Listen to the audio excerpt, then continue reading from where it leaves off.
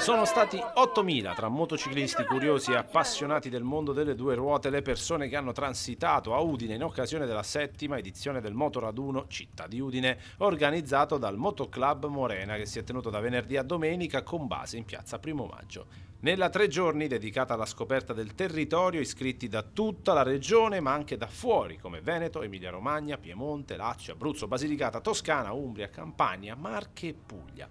4 motoclub regionali hanno partecipato, 15 quelli extraregione. Il gruppo più numeroso è umbro, campano, quello proveniente da più lontano. I singoli rider arrivati da più lontano sono pugliesi, mentre il modenese Luciano Novi, di 82 anni, è il partecipante più anziano. Aumentate del 25% rispetto all'anno precedente le presenze dei centauri rilevate dai direttori di gara. Quest'anno si sono contati 450 motociclisti.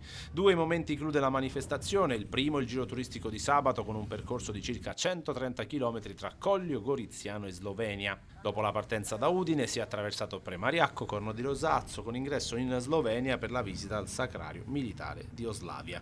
A seguire si è fatta tappa al Museo della Grande Guerra di Gorizia, poi sosta a Nova Gorica per il pranzo e per finire in piazza Transalpina, simbolo dell'unità europea. Nel rientro a Udine si sono toccate Gorizia, San Lorenzo Sontino, Capriva, Cormonso, San Giovanni a Natisone, Manzano e Buttrio. Il secondo evento, il Motogiro in omaggio alla città domenica mattina, in cui tutti gli iscritti hanno fatto una vera e propria parata di circa 40 km che dal centro di Udine è passata per San Gottardo, Remanzacco, Moimacco, Ziracco, Belazzoia, Zompitta, Remugnano, Reana del Roiale e Godia. A dare il via alla manifestazione venerdì è stato Sergio Ammirati, presidente del Motoclub Morena.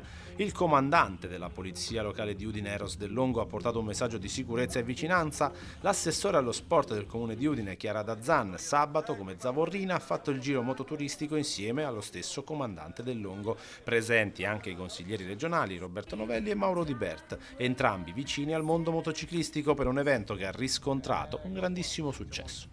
Saluto a tutti.